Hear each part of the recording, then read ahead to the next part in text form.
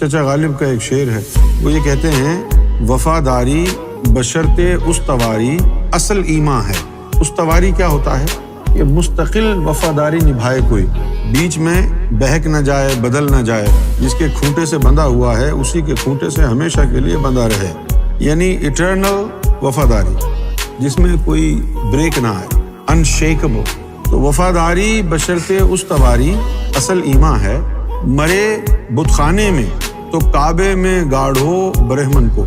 معلوم یہ ہوا کہ اگر برہمن کا یقین اور ایمان اپنے بت پر اتنا اسٹرانگ ہے، پائیدار ہے کہ اس میں کبھی دراڑ نہیں آتی، اس میں کبھی لچک نہیں آتی، تو اسی چیز کا نام تو ایمان ہے۔